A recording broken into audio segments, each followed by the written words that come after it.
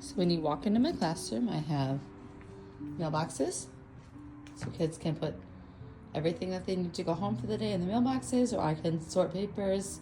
They come in, they put their V-binders down here. That's what they take home every night with their homework and any important papers.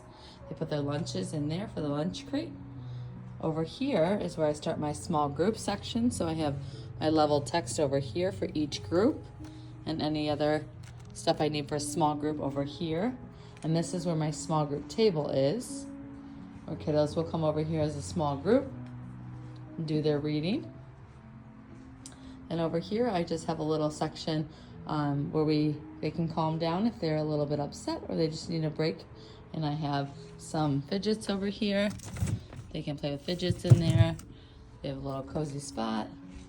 They have a little chair they can sit in, or any of the stuffies that they want to use.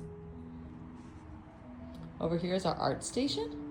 So they are always able to use the markers, the crayons, and the colored pencils over here. And there's coloring sheets always over here. So if they need to take a break at all, or if they're just choosing a color for the day, they can come over here. Over here we have some books. Right now our theme is spring, so any spring book they want to pick over here, they can choose to read those during our reading block as well.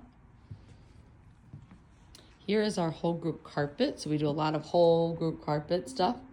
They all have their assigned seats on the carpet. Over here I have any supplies I would need. A reading bin, a math bin, that's where they turn in their work.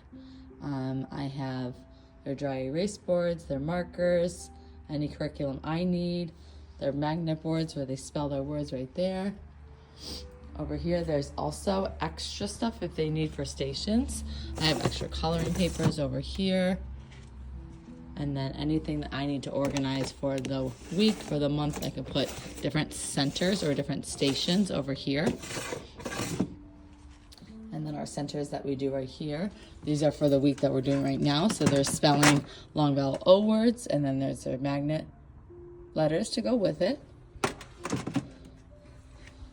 They come in every day doing their would you rather. I'll post a question on here, and then they'll put their A or B, whether they would rather do A or B.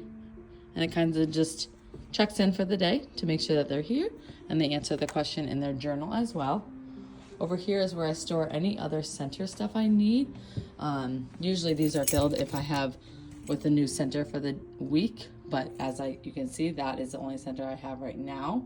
We also have STEM bins that they're always able to do in the mornings.